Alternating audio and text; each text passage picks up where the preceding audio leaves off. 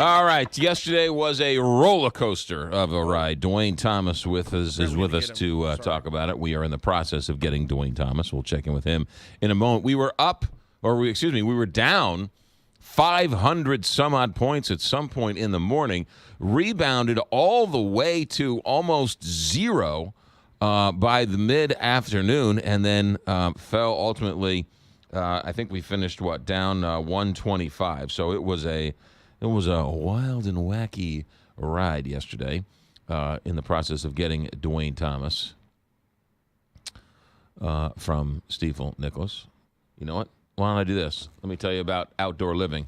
Do we have Dwayne Thomas? There we go. We have Dwayne Thomas. Good morning, Dwayne Thomas. Good morning. Been waiting for you. Well, I'll tell you what. We're a little late. Sorry about that. But we had to recover yesterday after that roller coaster ride. Just a little bit. Yesterday, the market started the day opening down 280 points. By 10 o'clock, it was down about 540 points, which was the low of the day. At 10 o'clock, all the news pundits, you watch TV, and it was like, oh, no, here we go. It's really the bad stuff, and it's not going to stop. By 2 o'clock, the market had recovered over 500 points, and we're down about 10 to 15 points for the day. Now the TV folks are saying, oh, look, we've hit the bottom. We've tested the bottom. Here we go again. And then at the end of the day, we dropped another 100. So we finished down 126 points at 25,190. It's interesting how the TV folks tell you what had happened with the fear factors or the greed factors versus the big picture. And I think the big picture is the key. Yes, I found myself watching the TV talking heads yesterday. It's actually great comedy to watch these people because the lingo they use, I don't quite understand the lingo, but the fear factor is really quite enjoyable.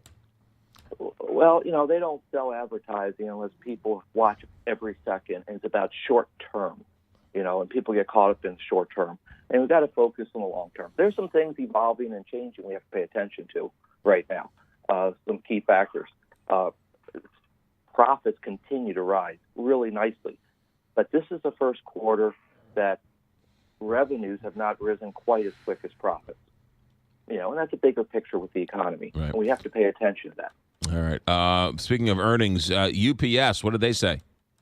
They reported about a half hour ago great earnings, up 20% year versus year. Revenues up 8%. The only negative comment they had is they said they're international and currency headwinds. So the rising dollar is impacting them, and maybe a little bit of a slowdown on the international front. But still, great numbers for the quarter, 20%, and even revenue up 8%. Good numbers, too. Yeah, that's interesting because they got to be some type of indicator. People shipping things back and forth, that's got to mean that the economy is going strong. Oh, absolutely. UPS and FedEx are two major indicators of the U.S. economy. Yeah. More earnings. Texas Instruments, what do we know? They reported yesterday, and this is something we've seen a little bit more this quarter than previous quarters. They beat on earnings, really nice, but they missed on sales revenue a little bit. And then they really kind of threw that punch at the investors, and they said next quarter they're seeing a slowdown in the semiconductor business. Mm-hmm. All right. More reporting. Anything going on this morning we should know about? Boeing, Microsoft, Visa, Ford, AT&T, all are reporting right now. Boeing reported about 3 minutes ago. Good numbers, $4.07 a share versus $3.58 a year ago. Revenue up, backlog up.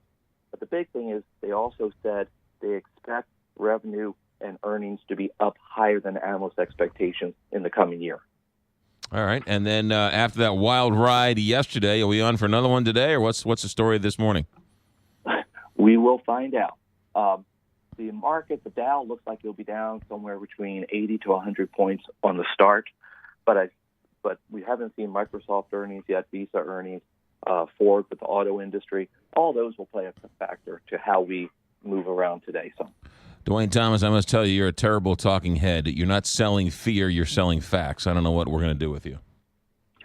That's why I can't be a politician. That's exactly right. Hey, Dwayne Thomas, thanks for the insights. We'll talk to you tomorrow. Sounds great.